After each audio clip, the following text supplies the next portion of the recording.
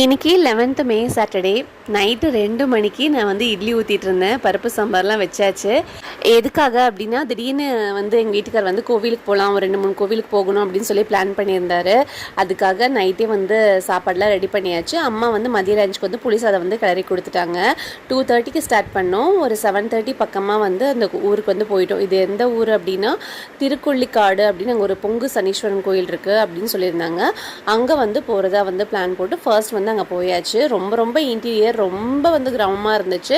அங்கே வந்து சாமி கும்பிட்டு அங்கேயே வந்து ஒரு இடத்துல வந்து காலையில் பிரேக்ஃபாஸ்ட் வந்து முடிச்சாச்சு.